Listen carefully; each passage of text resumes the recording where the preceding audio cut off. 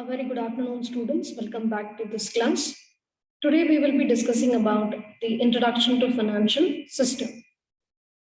Before we move on to the meaning of financial system, let us take a look at the background of financial system. The growth of output in any economy depends on the increase in the proportion of savings, investments to a nation's output of goods and services.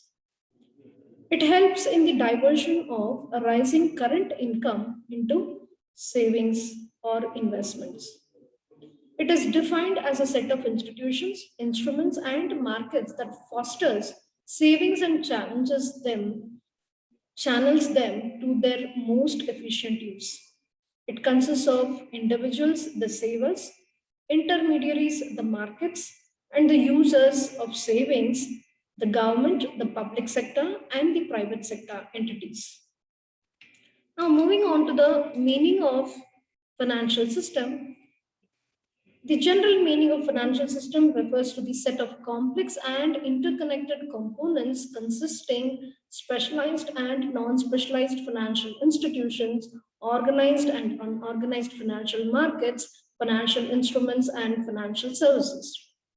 The aim of a financial system is to facilitate the circulation of funds in an economy.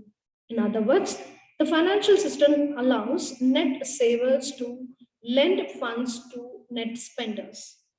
The most important lenders are normally the households, but firms, public entities, and non residents may also lend out their excess funds. Now, let's have a look at a few definitions of financial system. According to Amit Chaudhary, financial system is the integrated form of financial institution, financial markets, financial securities, and financial services, which aim is to circulate the funds in an economy for economic growth. According to Dhanilal, financial system is a set of interrelated and interconnected components consisting of financial institutions, markets, and securities. Now, let's look into how funds flow from the lenders to the borrowers in a good financial system. It is basically a two-route process, or it involves two important routes. One is the direct, and the other one is said to be the indirect finance. So the movement of funds from lenders to the borrowers through financial markets is the direct finance. The flow of funds from the lenders through financial intermediaries like the credit institutions, monetary institutions, and any other institutions to the borrowers is termed as indirect finance. So let's take a look at what is direct finance and indirect finance in detail. So indirect or in the market-based finance, the funds move from the lenders or the savers. They could be households, firms, government, or non-residents through financial markets, that is money market and capital market. Money market is for short-term funds and capital market is for long-term funds. And the borrowers could be the households, firms, government, and non-residents again. The flow of funds directly through the financial markets to the borrowers, from the lenders to the borrowers, we term it as a direct finance. So if financial intermediaries are going to play an important role in channelizing the funds from the lenders to the borrowers, we call it as an indirect finance. The financial intermediaries are classified as credit institutions, monetary financial institutions, and any other institution. So the key feature of any well-functioning financial system is that it fosters that means it accelerates the allocation of capital that is most important for the economic growth. A good functioning or a well-functioning financial system do not easily drift into the financial crisis, and they perform the basic task even under difficult conditions, economic conditions. So the infrastructure of a financial system refers to the payment and settlement systems through which financial markets operates, and concretely it is carried out. So a smooth and reliable functioning of this payment and settlement system promotes for effective capital movement in an economy and thereby supports the financial stability. Okay. Now coming to the different components or the structure of financial system in India. So we have in India a very good financial system, an organized financial system. So the financial system is basically classified into banking sectors and non-banking institutions. So basically we have, as I told you, a financial system is made up of financial institutions, financial markets, financial assets and instruments, and financial services. These institutions are basically classified into banking and non-banking institutions. The financial markets are classified into organized and unorganized markets. We have financial assets and instruments which are dealt in all these intermediaries, and we have financial services that are fund-based and they are fee-based as well. So moving to one by one, first coming to the financial institutions. Financial institutions, as I told you, are classified into banking institutions and non-banking institutions. So banking institutions includes those commercial banks, the private banks, or the foreign banks that operate in India. Commercial banks in India, we have about 27 public sector banks, and we have other developmental banks like the ICICI Bank, IDBI Bank, agricultural banks like the regional rural bank, cooperative banks, and the NABARD, etc. Coming to the non-banking institutions, so they are established with an intention of only mobilizing the funds, only mobilizing the savings of individuals or institutions. We term it as non-banking institutions. They do not further lend them. Like a banker, if you go to a commercial bank, it borrows money from an individual and it is lending the money. So that lending activity is not there in a non-banking institution. They do not offer any banking services. Non-banking institutions do not offer any banking services. They only accept deposits and they only accept the savings. Example, it could be your LIC, your Unit Trust of India, your General Insurance Corporation. All these come under your non-banking institutions. Okay, so few categorization of banks, as I told you: commercial banks, cooperative banks, regional rural banks, foreign banks, and commercial banks are further classified as private banks and public banks. Now coming to the next kind of categorization of or next component of financial system is the financial markets. Okay, or you call them as financial intermediaries. So they are basically who are the intermediate to transfer the money from the savers to the lenders, or to the borrowers, savers to the borrowers. So they perform unorganized markets are those which are going to be not organized. That means it could be your lender, your gold pawnbroker. It could be. They are not abided by the Companies Act of 1956. So an organized is said to be an institution which has been abided by the rules and regulations of the organization. So organized sectors could be your stock exchange, your investment bankers. It could be who provide corporate advisory services or who assist you in issue of securities. And then you have your underwriters, both capital market and money market it could be, and they are going to subscribe the portion of the securities. We have regulatory bodies like the registrars, depositories, custodians. We have primary dealers or the foreign exchange dealers. We have like this, all these come under the organized sector.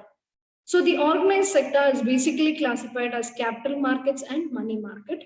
And the capital market And the money market is further classified as primary market and secondary market as well. So money market deals with short-term fund investments, and capital market deals with long-term fund requirements. Okay. And next, coming to the financial instruments. What are these financial instruments? The financial instruments are nothing but the means through which corporate entities or money is transferred from lenders to borrowers. So, example, if a company is raising the capital, so it is going through the capital market, and through the means through which you collect the money from the capital market is called as capital market instruments. Example, it could be your equity shares, your preference shares, your warrants, debentures, or it could be your bonds. The means through which you are going to transfer the money from the surplus to the deficit. Okay, so if you're dealing to money market, you want short-term capital. So what are the instruments you use to deal with money market, to borrow money from the money market? It could be treasury bills, it could be state government G bonds, it could be public sector instruments, or it could be commercial papers, it could be commercial bills, it could be promissory notes, etc. And next, coming to the financial services, the last component of financial markets, that is your financial services. We have today our economic system is said to be a matured and a sophisticated financial system that we are having, especially after 1990s. In the early 1990s only, we have this financial services sector has come into existence. So this is a new sector known as financial services sector. They render fund-based services as well as fee-based services. So fund-based services is they provide money, and they are going to do activities like leasing, hire purchase, consumer credit, bill discounting, factoring, insurance, etc. If you're talking about fee-based, it could be issue management. That means if the company is going for an IPO, then it's going to be there. Then it's going to be merchant banking, who's going to value your business, it could be, or it could be issue of your shares, it could be credit rating, your CIBIL, it could be debt restructuring, stock broking, etc. All these activities are said to be fee-based activities. Okay, so these are the different kinds of these are different components or the structure of Indian financial system that we are having. And next, coming to the functions of financial system. What are the important functions of a good financial system? So we have pooling of funds, capital formation, facilitating payment, providing for liquidity, short and long-term needs, risk function, better decision, finances government needs, and economic development. These are the functions of financial system. Now let's discuss these briefly. So pooling of funds. So in a financial system, the savings of people are transferred from the households to the business organization. A company wants to increase its production, go for a large scale production, or it could be for any other purpose. You are going to, whose money is being pooled, through a good financial system, the savings of people is transferred to the business organizations. So when money is abundant, production system increases. You will have more goods for people. You will have standard goods for the people. Next is capital formation. So capital formation means any business for that matter requires funds. Whether it is a new business, whether it is to be an old business, an existing business, you require capital at any point of time. You want to expand your business, you need capital. And from where can you get it? A good financial system will provide you quick and fastest capital formation. Next is facilitates payment. A good financial system not only pools the funds, not only provides for capital, but also facilitates for the payments. A good financial system would make convenient modes of payment for goods and services. It could be in the form of debit cards, it could be in the form of credit cards, it could be checks. This facilitates quicker, easier, and secured mode of payment. The next function is provides liquidity. So in a good financial system, liquidity means the ability to convert into cash when you require. So it provides the investor with an opportunity to liquidate his investments when he needs them, when he has no option and he has to convert into cash. So we have such instruments like the shares, debentures, the bonds, everything are going to be, and the price of this would be determined by the daily basis based on the market forces of demand and supply. The price is going to be moderated. Next is short-term and long-term needs. The financial market, a good financial market, a good financial system would give you the different kind of needs of both individuals and organizations. When you looked into the components of financial system, we saw two kinds of markets: capital market and money market. Money market for short-term requirement and capital markets for long-term. So this segregation of short-term and long-term in different avenues or different streams would fasten and will quicken the monetary supply or financial requirement or capital formation of any business. Next we have is the risk function. So the financial markets provide the protection against, say for example, under the banking sector, if you look into the components, we had the different other sectors that we have the non-banking institutions.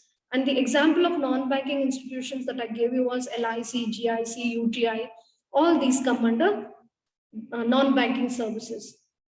The mitigation of risk, hedging of risk is possible because of these sectors. We have today, we can ensure profits. You have studied in commerce. We are able to ensure life. We are able to ensure vehicles. We are able to ensure health. We are able to ensure income. So this risk management is possible because of a good financial system. Next, better decisions. So financial markets provide you the information about the market and the various financial systems because they have regulatory bodies as well. So this helps the investors to compare and contrast the different investment options available to him, and he can choose the best one. So this information, whatever is emanated from the financial market, that assists an individual to make apt decisions, correct decisions. So thus helping the decision of an individual in choosing the portfolio allocation of his wealth. The next one is finances government needs.